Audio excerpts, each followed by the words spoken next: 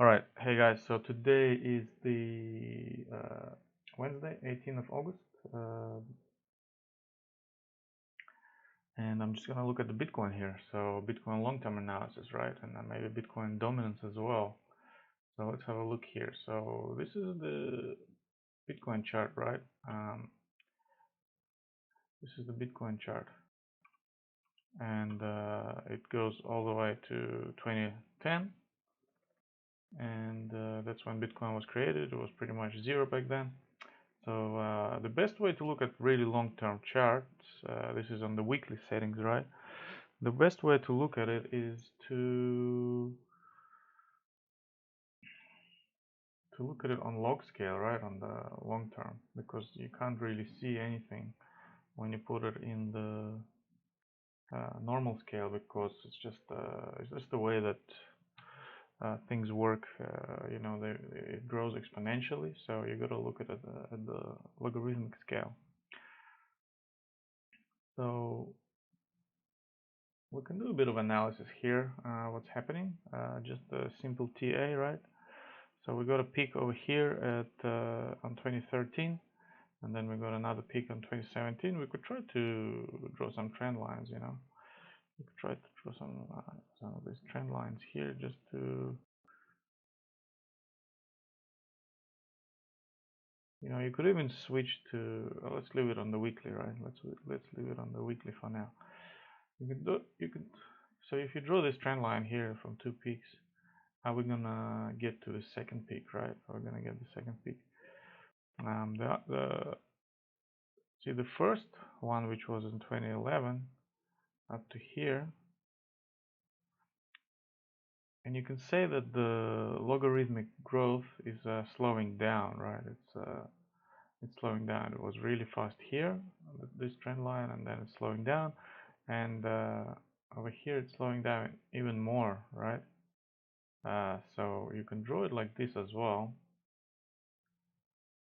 right? And then you got slower growth, and that's what usually happens to technologies, right? They got that curve, the growth curve, and it slows down.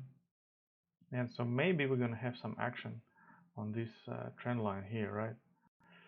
And if we do get up there, look, it's gonna be around 75k.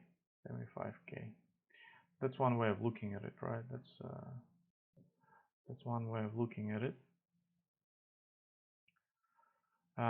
We can also draw the bottom trend lines as well.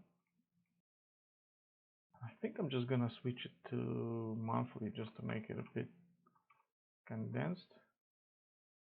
I'm gonna switch it to monthly, so each candle is 1 month now, and we can draw a line here,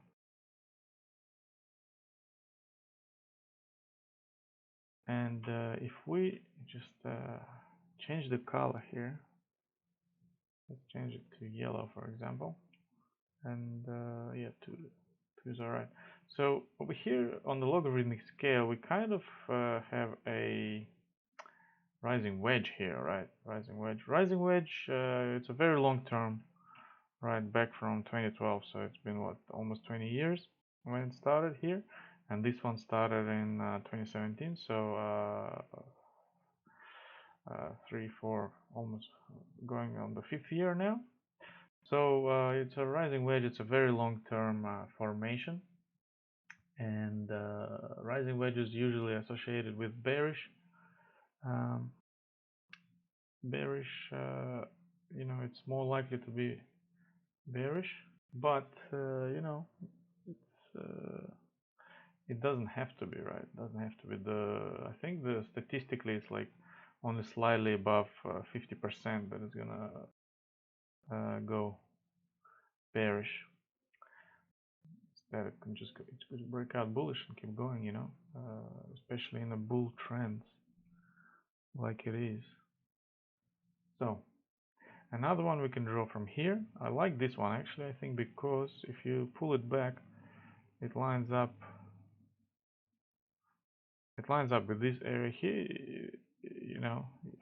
I usually draw body to body, so body to body for the candles. I don't count the wicks, right? The wicks are the extremes of the candle. So if we draw it like that, it's less of a wedge, I guess, and it's like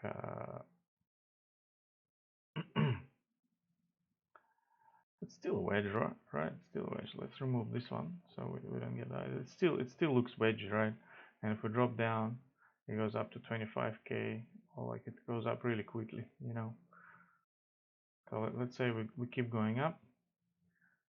We get to 80k here, and then we maybe consolidate again, go to 40k, 150k. That could play out like that. We can speculate here.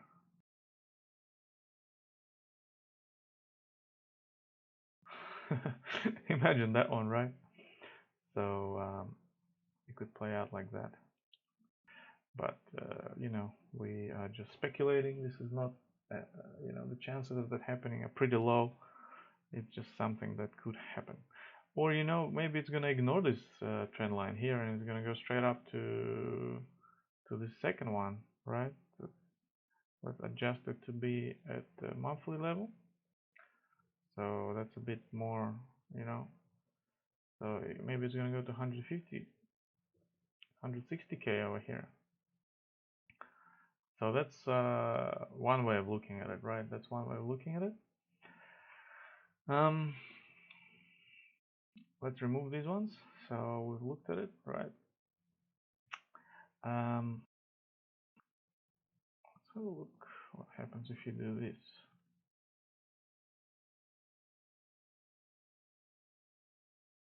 Right, that's not.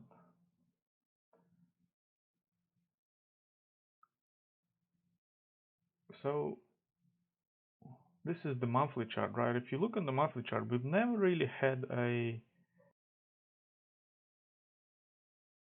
well, this is a monthly high low, this is a monthly high low, this is a double bottom here, this is a monthly high low.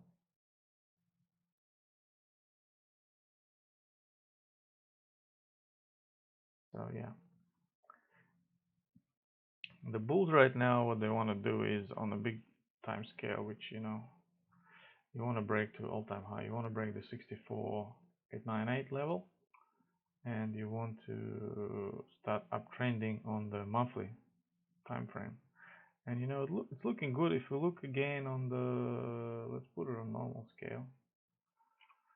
If you look on the normal scale and let's see, May 21.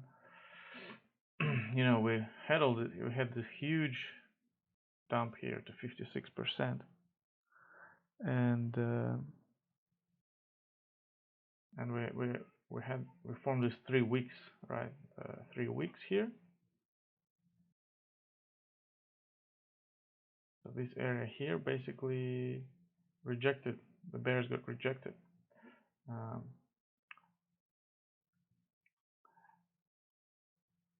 Right. The other thing we can draw here is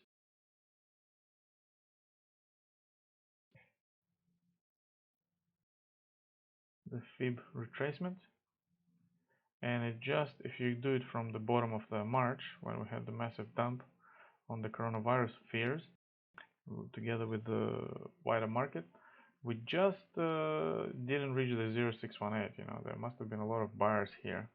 You can see there's a big volume, kind of big dump volume here, not as big as this one, but we basically held up here and we're heading back up.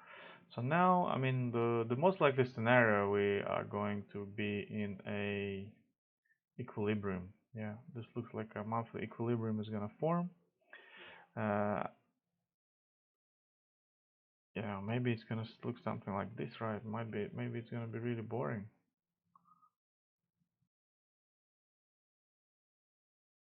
Like if the price action goes like this, then we're going to be sort of trapped in this huge range. It's a huge range, right? It's a 55% range, 100% range.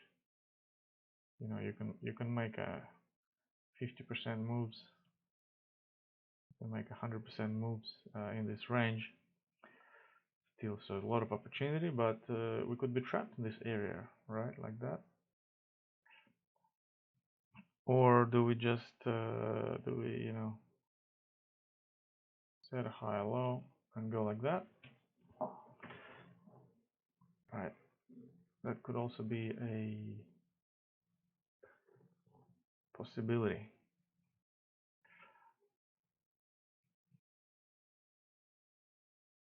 Back to weekly. So let's now we can look at some targets, right? We can try to set some targets. So let's have a look at the past. In the past, for example, this one here, which was 2013, we had first peak and then the second peak, right? So we can do a fibs.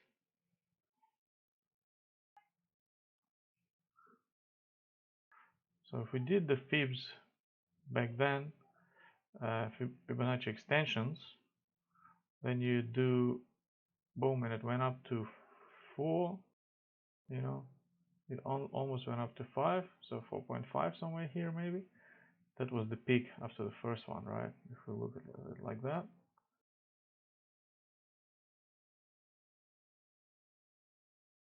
Then this one was the previous all-time high. We just exploded to the sideways. This was basically when Bitcoin went mainstream. Bitcoin kind of went mainstream here.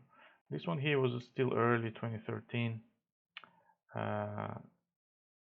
That's when it was more like hackers and programmers got in. Winklevoss twins are the ones who pushed this one up. This is the mainstream here that got in. So let's say we're looking at something similar to repeat here. So this is currently this is the first peak, right? This could be the first peak. So if you look at it like this could be the first peak. So if we do if we put on a target here, exponential. So the last one we went up to 4.2, just slightly above 4.2. So this time, imagine if we went up to 4.2 here, right? That would be 286k. So I mean, it's crazy to say that it can happen, but that's just that's just looking at Fibonacci extensions, right? So we can say this target Fib extension target 4.2 based on 2013 bull market. So we're assuming this was the first wave, and now we're gonna get the second wave up. And if we are behaving like we did in 2013, we are supposed to have the second push up. All right. So that's huge, that's huge. So how many targets we got now? We got about 80k target from the trend line. What if we do? Let's do a trend line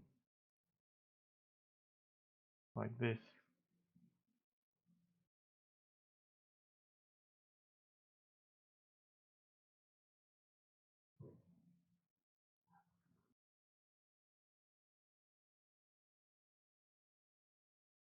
It's like a vertical drop. Okay. If we do a trend line like this from 2017,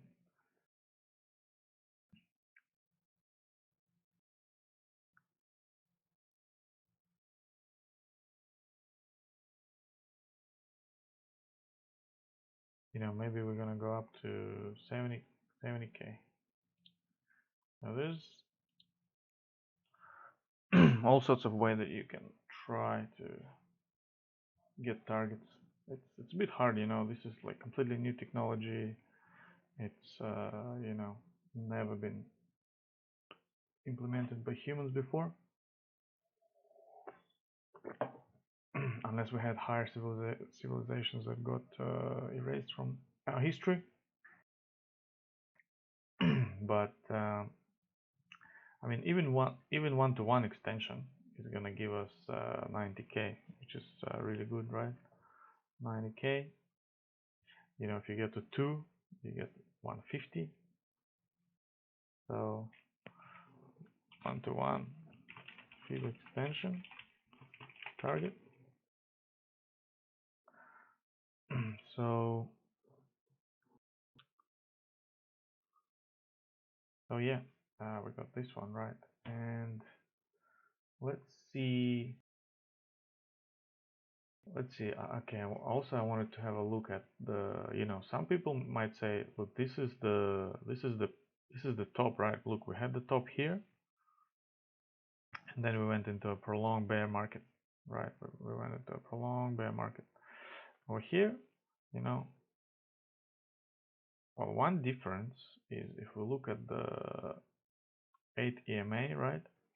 8 EMA, which is this green line following the price action. Last time when we peaked at 20k, we tried to hold the EMA, then we broke below it and we got rejected. We poked a little bit over it, but then we pretty much got rejected by the 8 EMA on the weekly. And you know, it was important because pretty much the whole bull market, it stayed as a support, especially in this last part here. It was you know, it tried to break it here, pushed off here, boom, following this green EMA. Once it broke down below it, it was pretty much rejecting. It was poking above it, rejecting, poking above it, rejecting, poking above, rejecting, and then final rejection over here, and then boom, we had a huge crash, which was terrible. I remember that one. And similar here, look at this one here as well. Look, we got above the 8 EMA, boom, we kind of holding it, we're holding it, boom, we broke below it, right? We broke below it, and now we're back above it. And if you look over here, when we poked above it, on the first poke, we did not close twice. We only closed once here on this green candle above the 8 EMA. Over here, we already closed 1, 2, 3, and you know, this candle here is finishing in 4 days, so it's going to close above 8 EMA as well. So it's important to keep closing above the 8 EMA in order for us to stay bullish, because as you can see here, as soon as we started rejecting from the 8 EMA, we just went sideways into a bear market, and you know, we lost 68% and then 84% from the top to the bottom. So we don't want that. We want to stay above 8 EMA. I mean, other people like to look at 21 EMA as well, but 21 EMA is a bit slower. You can see here, once it pushed off over here in 2017, it didn't touch it for, you know, until it touched it over here. It was too late. You know, you can't take those signals. 126 days, it didn't touch it. So I like 8 EMA much more. Much more over here. Look, it pushed off, it didn't touch it at all. The purple 21 EMA on the weekly didn't get touched. So like 8 EMA, it's a bit quicker. So what we want right now is, it looks like we're starting this consolidation, right? And if we break this level here, 44,224 on Binance next week. So what is it? Today is Wednesday. So you know, give it until 23rd. We're gonna start forming. We're starting to consolidate on the weekly. And what we want to do is, we want to make the bulls want to make sure that we are using 8 EMA as a support. And you know, it's at the same time, it's kind of lining up to this RS resistance support level here, which is now, it used to be resistance and now it's a support area, and it lines up with the 8 EMA. And if we put the 21 EMA on, it also lines up with 21 EMA as the support. So we can look at it that way. So what we want to do is we definitely don't want to start closing below this box. If we start closing below this box, chances of us going down to retest the bottoms are going up significantly. And if we come down over here, the chances of us going down to break 20k go up significantly as well. So we definitely don't want to lose this box here on the weekly. We definitely don't want to lose this box, because if we lose it, then we're starting to form a triangle, a descending triangle, especially if we go down and we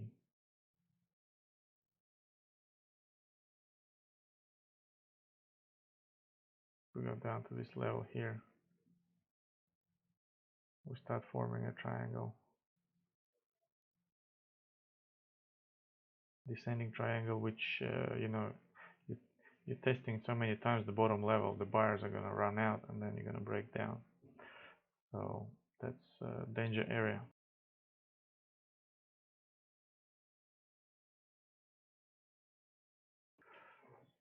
So right, so ATMA is a really good guide for on the weekly chart. If we come down here, and you can see that I've posted my recent idea on the well, this one is the one that I'm saying that this could be the top. So, and my buy zone is over here.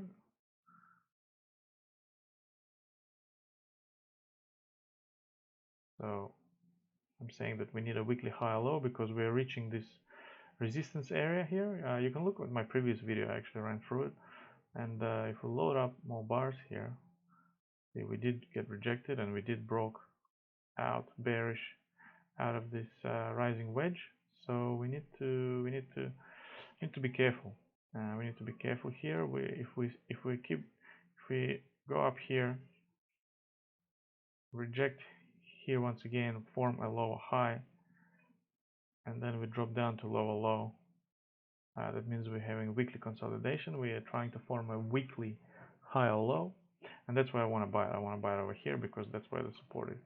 So this is support area here essentially, and yeah, that's the thing. That's the thing here, right? Another thing to look at is maybe RSI, right? The RSI may be a guide. Look, so if we scroll back and we're looking at the whole history of Bitcoin, let's look at this last peak over here, right? This last peak over here, look at the RSI. Look, it had above 70 and I had like massive peaks to 80 and above. 1, 2, 3, 4, 5, 6, 7. 7 of these 1, 2, 3, 4, 5, 6, 7 peaks here before it topped out on the last one. Over here we just had we just had one, like we had maybe two. You could count this as two possibly. So we need to form a bit more, and the one before it we also had 1, 2, and 3, and this one had 3 as well. So if this was the top and we go down from here and we start forming a long bear market, something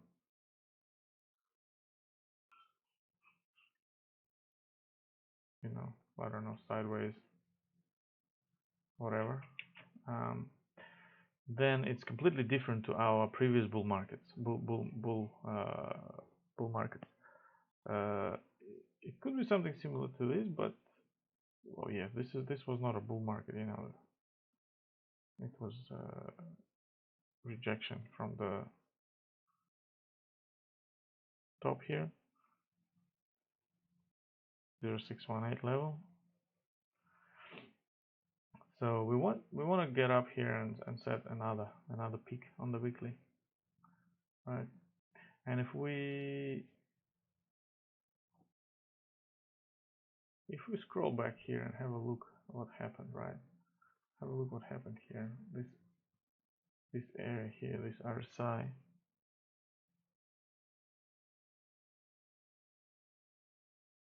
like, you know, the first one here, you can't even see. That's the peak. That's the peak. You know, you can barely see them. That's how high it went afterwards. So if we start going up similarly here, you know, the price is going to be, let's say it's going to be invisible.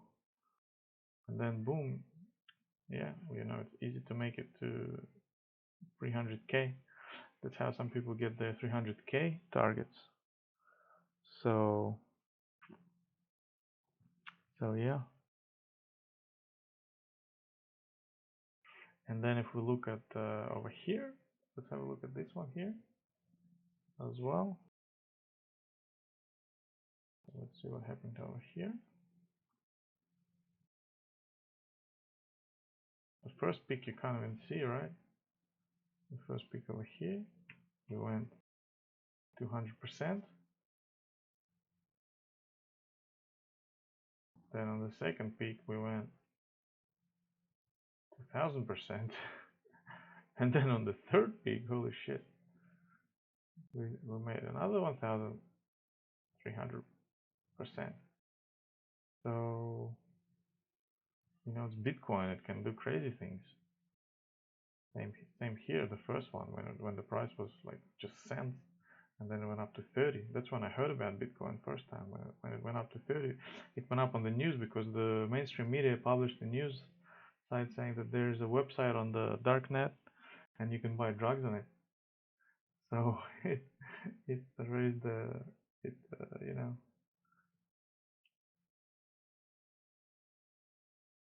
All right, so that's another way of looking at it. So we want to get the RSI back up above 70, and we want to have another run up to 70K and above, right?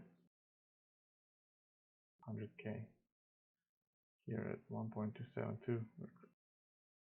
All right, so that's Bitcoin, right? That's Bitcoin. So let's have a look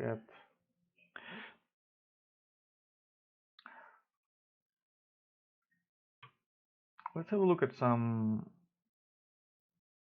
fundamentals, right? This is Stocktoflow. So Stocktoflow is basically this guy, he created it, and he's basically tracking the number of transactions, like the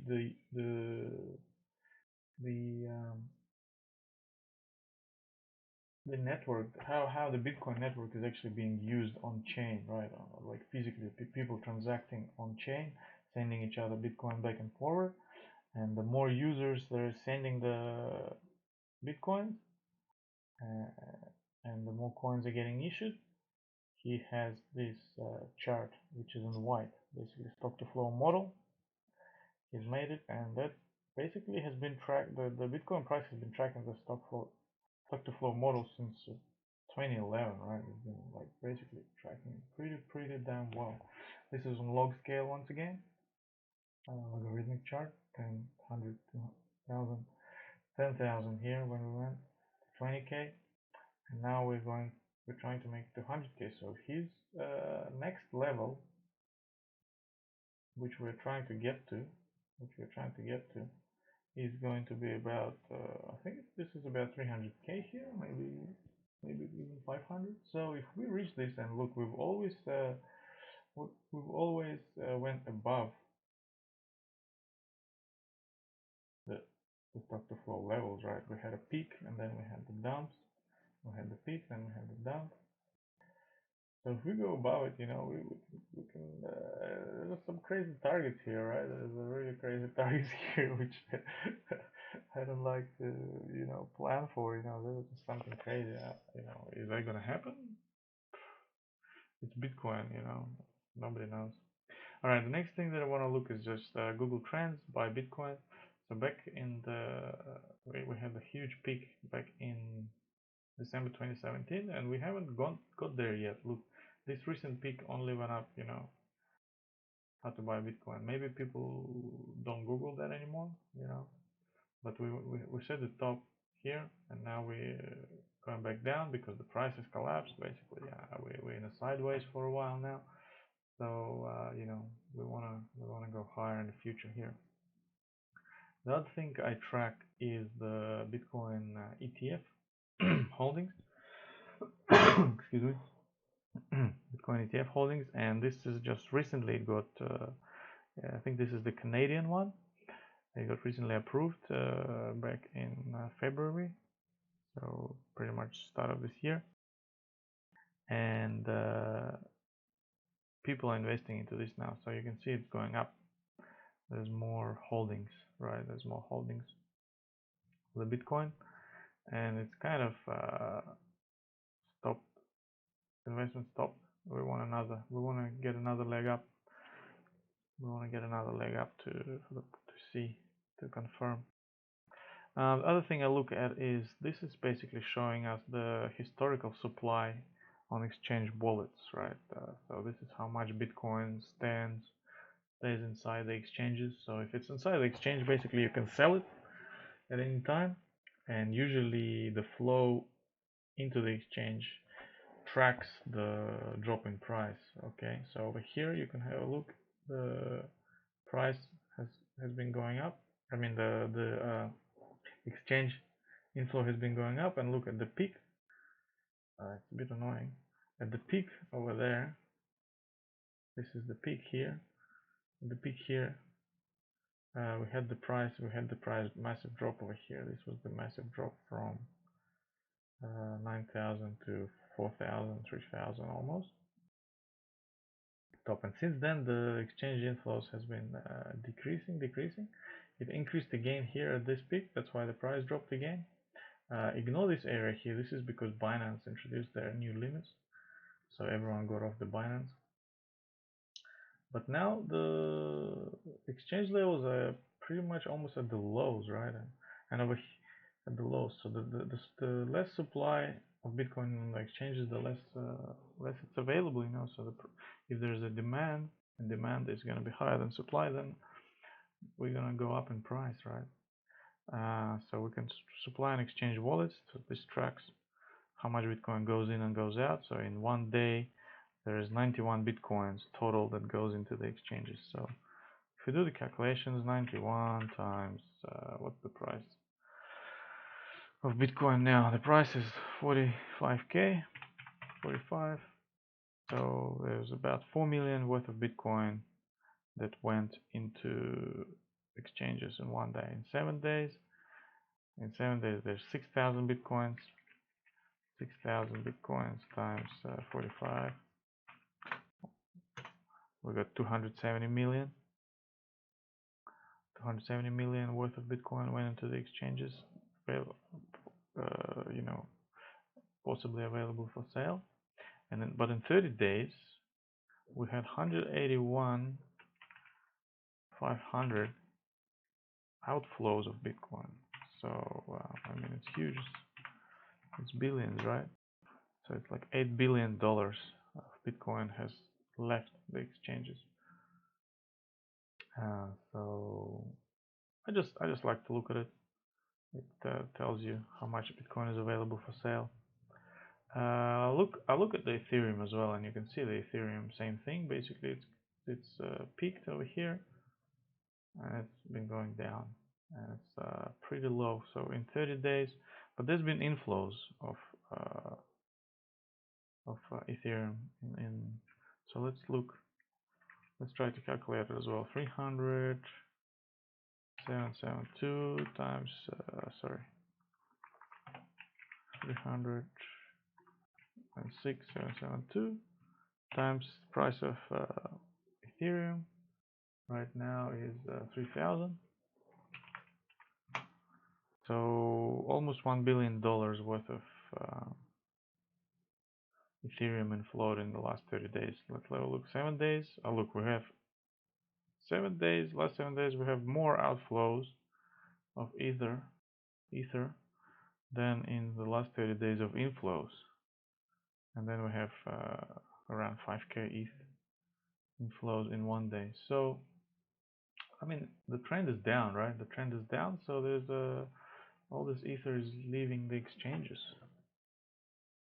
The other thing I look at is the supply of Tether. Supply of Tether is very important in the cryptosphere. So another way of looking at it actually is to plot it over here. USDT supply. I think this is USDT supply on exchanges, and have a look since they started tracking it.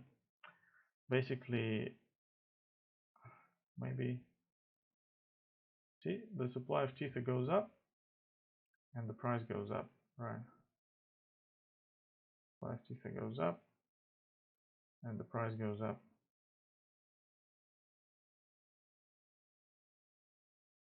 Right, and over here for the last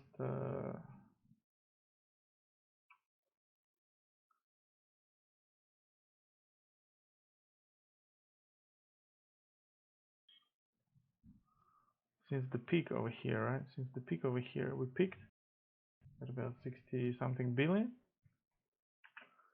We had on this bear market, we had a drop in Tether supply. So there's people cashing out. And look now, boom, we had the extra 1 billion printed in one go. And this might be the first signal that we're going up. So now what the bulls want to see is more Tether printing. We don't want the Tether to go down. Supply, we want it to go up here. At the same time, what we need to watch out for is that Tether is now not the only player on the scene, right? There are others. There are now others here, which is USD coin, and USD coin market cap of Tether is 64 billion, which is huge, and USD coin is 27 billion, so it's almost half now, right? It's almost half. So, and if we quickly have a look at Tether, and then we look at the market cap, then we look max, you can see that you know, supply has been going up. You see this little dip, and now it's going back up again. It's going back up. So we've got a high low here, and then we're just going to keep growing. USDC is basically doing the same thing. It's also a stable coin, which is used very much in the ecosystem, especially in DeFi. I think DeFi more uses USDC. Also, it's been just steadily growing. It had a bit of a dip here, so we want to see a bit of more growth. We want to see a high low. The bulls want to see a high low, and then we're going to keep going up. One thing also I look at is crypto fear and greed index, and it's in blue here, and you can see when the price was see the crypto fear and greed index peaked over here before the price peaked, right? We had, you know, 95, like the highest ever peak here, and the peak here, and then after the you know, the greed peaked, we had the peak in price, and then we dropped. As the price dropped, we had the fear and greed index lagging now the price, and since then it bounced about here, as we said, this bottom, and now we're going up again pretty high up. So right now it's at 75, which is a bit high for me, so that's why I'm expecting this down leg to set a weekly high low to calm everyone down. You know, it's a bit too high. The grid is a bit too high. Over here also, look, this is interesting as well. The peak of the grid basically just before we topped out back in 2018. We peaked out here. Oh no, this is 2019, sorry, this is the 14k. Yeah, this is when we went to 14k. So we had the peak. It doesn't track, unfortunately, to the all-time high. The previous all-time high was 20k here. It doesn't go that far, it doesn't show you that data. It will be interesting to see. But either way, we peaked, and then we had the bear come back. The bear has come back. We peaked over here, we had the bear come back here. We bottomed on the fear and greed index here, and then we slowly started going up. So it's kind of a, when you're at the extremes, at the bottom and the top, at the top you try to sell when it gets to 90, but at the same time, look, you want to give it some time, right? It reached about 90 over here, and the price was only about 15k, right? You want to give it some time, you can't just sell it straight away. Although over here, it's you got to apply some other rules, you can't just use this one. You got to use technical analysis. You got to, so peaked here, boom. So you want to sell at the peaks. You want to be you don't want to sell at the peaks. You want to start being very careful, basically, very careful. So for example, now if we start going sideways here, it's all right. But if we reach up back to 90, once again, it's going to be time to be very, very careful, and time to be easily spooked. So that's why, as Warren Buffett said, be fearful when others are greedy at the peaks here, and be greedy when others are fearful. See, if you're greedy here when others are fearful, boom, you got a massive leg from 30k to 50k. Huge, huge move. The other thing I like to look is liquidations here. So this tracks total liquidations, and we just we cover only from August until May, June, July, August. So like 4 months, or like a quarter or something, more than a quarter, 4 months, or 3 4. Anyway, just before here there was a massive liquidation candle over here, which was about 7 billion or something. So this is small. So we're overdue for a big liquidation, because although maybe the liquidations are not going to be as crazy now, because BitMEX limited, I think, their liquidation, their leverage to 20. The FTX maximum leverage is now, instead of 100, it's 20, and same with Binance, the maximum leverage is now like 20 instead of 100. So there's going to be less people yellowing, and then there's going to be maybe a little bit less liquidations coming through going forward. But still, we're overdue for like 3 billion or something. Boom. Maybe we're gonna get it on this move, on this move here. Maybe we're gonna just somehow, I don't know. This liquidation here was, I think, the big one, which was in 19th of May.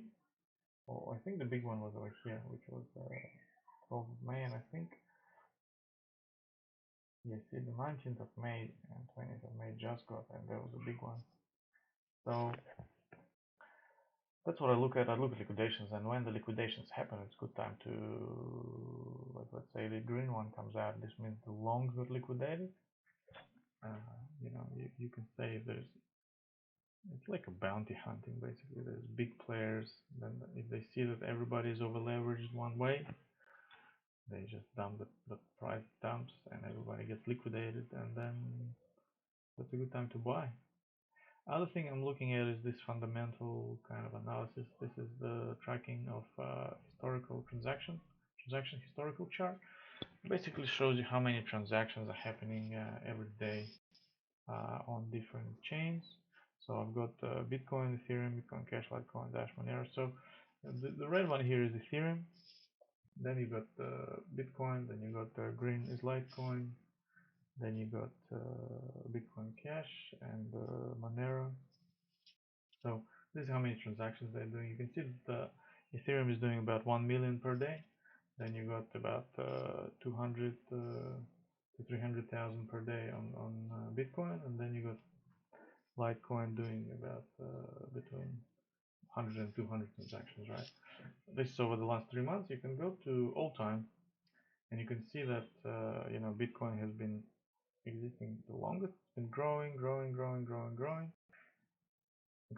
and then the bear market. And see, it cannot go above 300k, because 400k, because that's the blockchain limit, the speed limit, and they have artificially limited it so it can't grow above it. So now let's have a look. I can put XRP on here as well, and now we got XRP in orange. You can see the XRP is doing more transactions, right? It's able to do more transactions. Look at it, it's almost doing the same as Ethereum. And Ethereum is kind of reaching its limit as well at the current stage.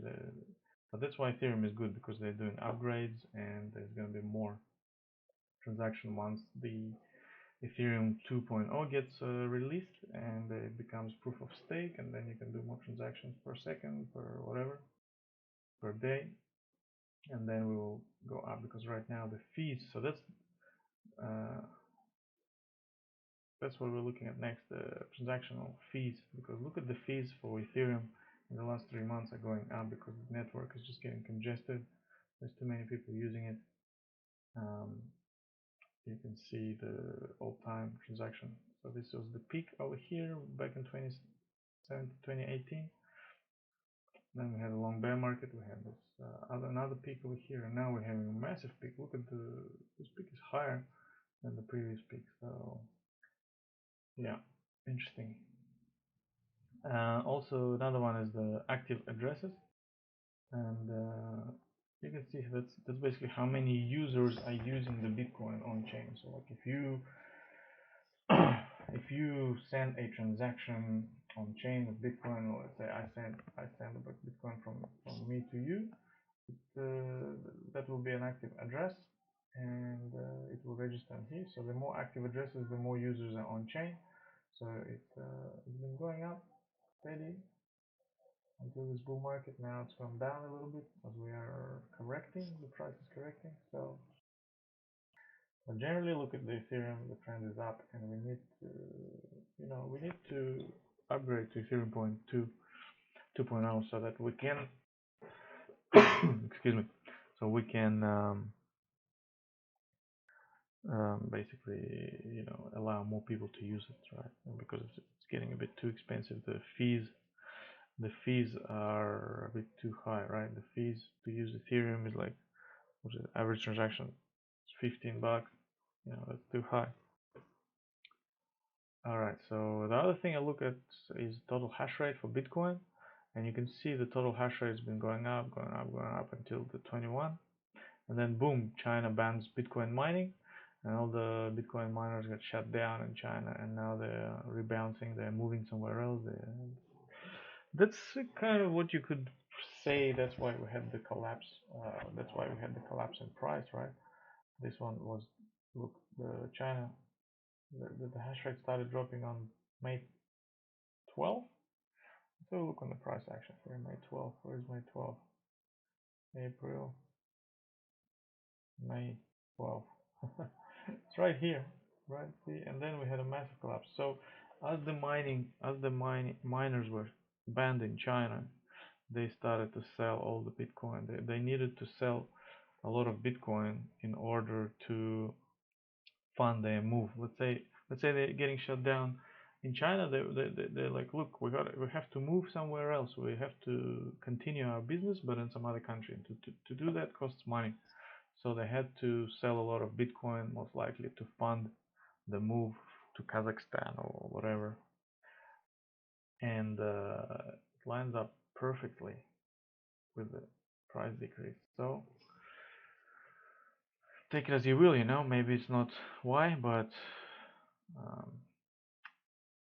yeah, it just lines up perfectly with the bear market.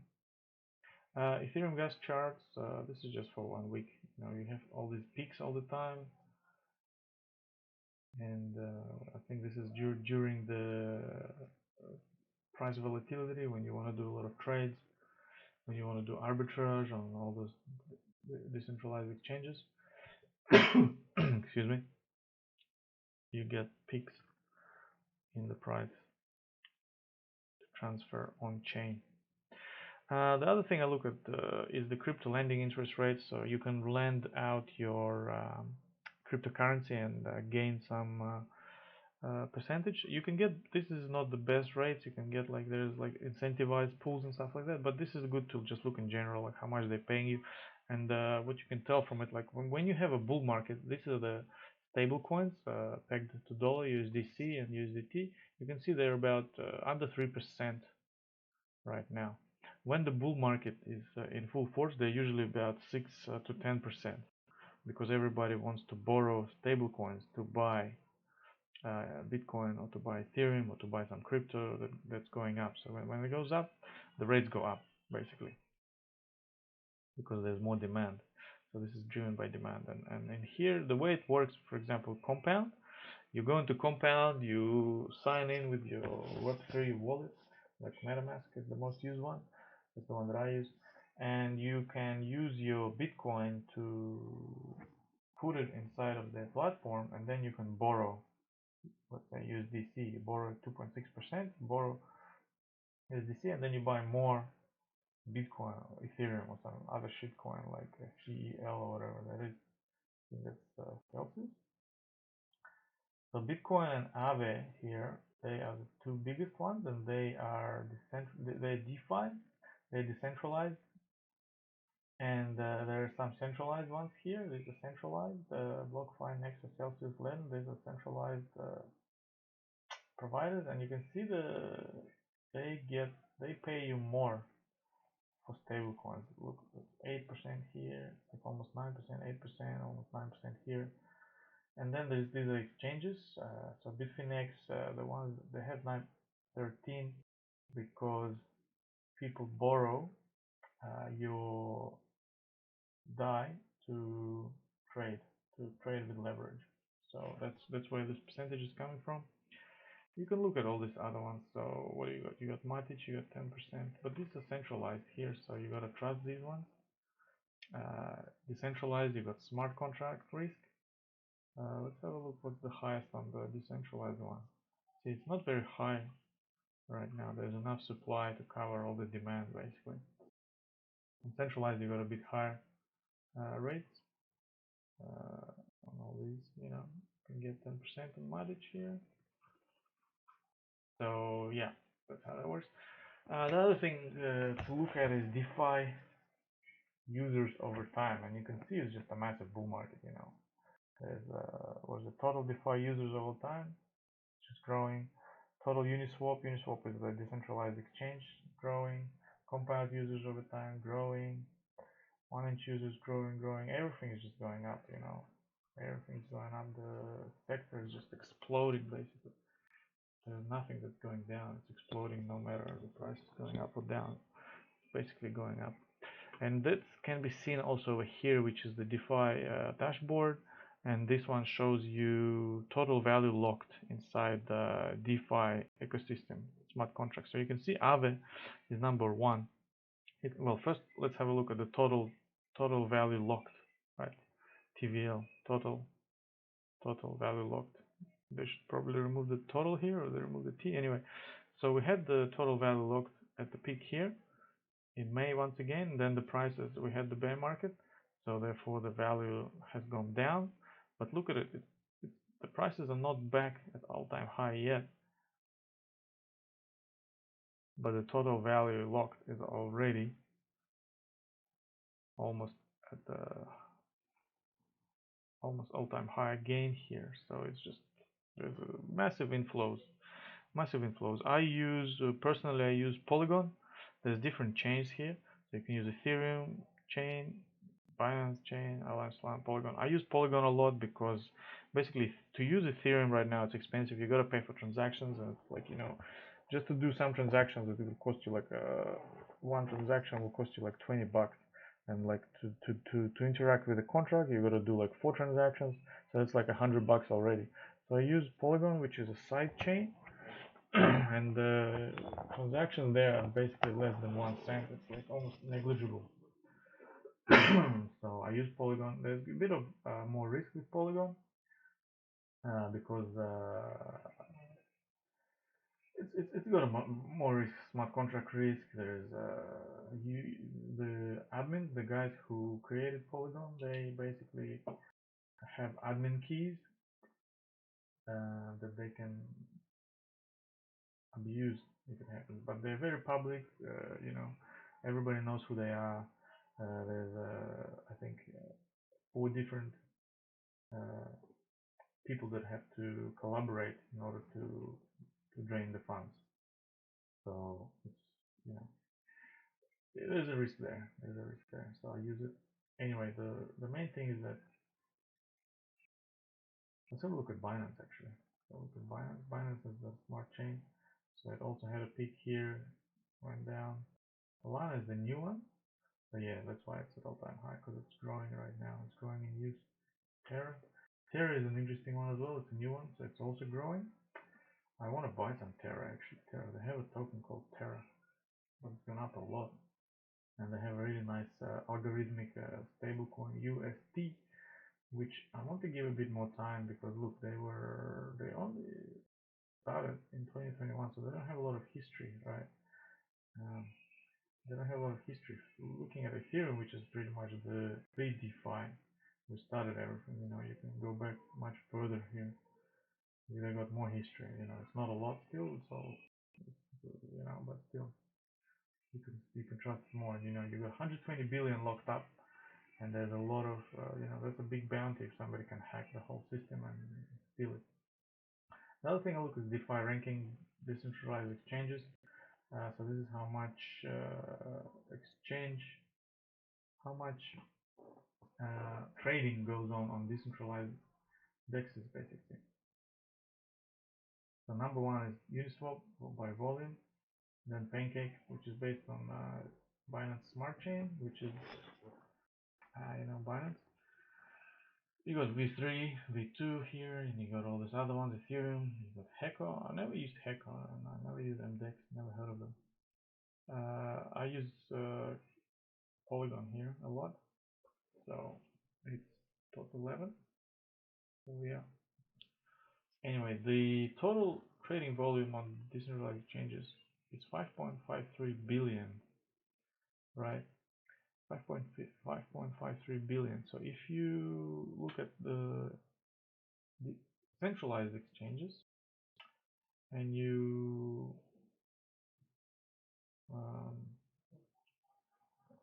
you go to the exchanges here,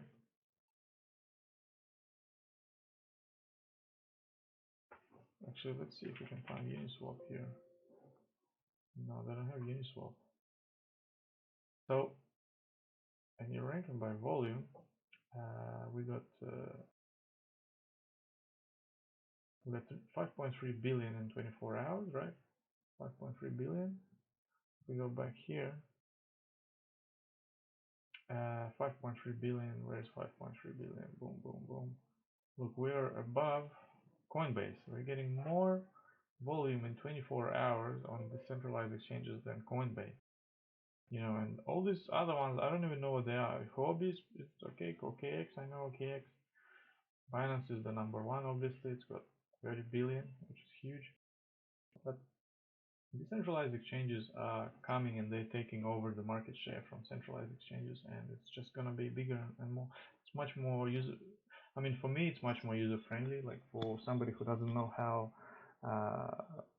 the whole DeFi works, maybe it's a bit harder. But for me, it's easier to use decentralized exchange because you don't need to log in, you don't need to do KYC, you don't need to do AML, you don't need to. It's just quicker. It's more better.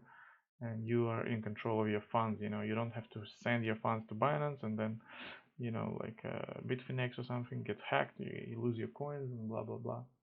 So decentralized exchanges are definitely coming for centralized exchanges. We just need to upgrade our Ethereum and the fees, because the fees are a bit high to do the exchange, right? Here's the top 100 DeFi coins by market capitalization. So Uniswap is number one. Chainlink, I got Chainlink. I don't really have Uniswap, maybe I have a little bit. Terra is number 3 now. Holy shit.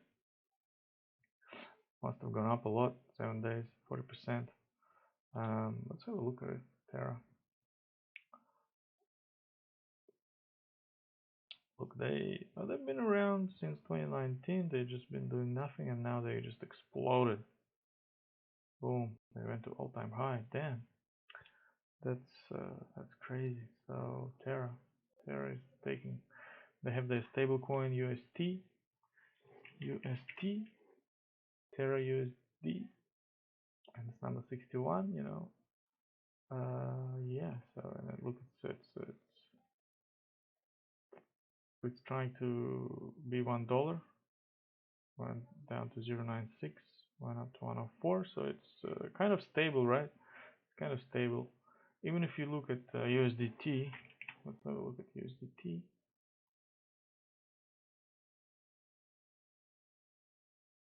USDT. Let's have a look at 1 year. See, it's also going up and down a bit less. 101 is the max, and then 0.9, like it tracks it a bit better because it's centralized. But UST is doing really well. It's algorithmic stablecoin, and it's not, because with USDT there's a risk because it's centralized. They can actually stop your transaction. Same thing with USDC. If the government, if for whatever reason the Tether, the company behind USDT or USDC, wants to block your account, they can lock your account and you cannot transfer your money, and you got locked up. But UST is algorithmic DeFi stablecoin, and it's decentralized, so they cannot shut you down.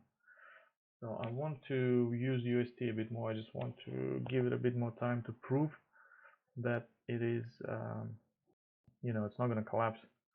Then I can use it, and I need to rely on USDT or USDC, which I rely very heavily right now, and then I take out the centralized risk. So the other thing, L2 trading volume. So because Ethereum is so, oh man, how long has it been? It's been 1 hour already, right? Shit, that's a long video. Anyway, so L2 dexes, I track this ones. This is basically because Ethereum is so clogged up and the fees are so high to transfer, to interact with smart contracts, to transfer things. There's this level 2 centralized exchanges, and you can see the quick swap dex, the ones that I use, is 161, and then there's these other ones that are also competing. So yeah, and well, the most important chart is the Federal Reserve balance sheet, right? And we only have it from 2008, but if you remember, from before 2008 we were all hunky-dory, right? And then 2008 financial crisis happened, and they printed shitloads of money over here. We were less than 1 billion, and now we're basically 2 billion. And since then the money has been printing and printing slowly, right? A bit more faster here, 2013, 2014, and then they started to reduce. They actually started to reduce the balance sheet, and then the coronavirus, and then we had the massive crisis triggered by coronavirus. I don't think that was the reason for it, but it triggered by coronavirus, and boom, they printed shitloads more, and now we're basically at 8 billion. Oh, is this trillion? I think this is trillion. Wait, it has almost yeah. This is a huge amount of money anyway. So we started with less than 1, and now we're up to 8. Crazy. So that's what I wanted to show you, what I kind of look at sometimes. I just quickly go through these tabs every now and then just to have a look what's happening. Bitcoin is doing a bit of a bounce here. It corrected. So I think what's happening now with Bitcoin is that it's forming this. It's going to be inside of this range here, which lines up perfectly with this area here. So it's going to be inside of this range, and let's change the color here. That looks pretty ugly. So it's going to be inside here, boom, boom, boom, and we need to wait which way the break is going to be. Is it going to go down to 40k, or is it going to go up to 50k? Yeah. So that's the next couple of weeks, next few days, what's going to happen here, right? Bitcoin dominance. Let's have a look at Bitcoin dominance. So Bitcoin dominance is getting completely smashed. Why? Well, because Bitcoin is only transfer of value, and then there's thousands of different uses for all these other coins like, well, Ethereum, is number 2, basically, because it allows you to do DeFi, it allows you to do NFTs, so there's an unlimited amount of users. Basically, Bitcoin's been going down here from 2017, huge collapse, and it has a chance to actually retest this low of 35% dominance here. So we had a bounce here. We were bouncing in this channel for a long time, right? For more than a year. How long has it been? More than a year.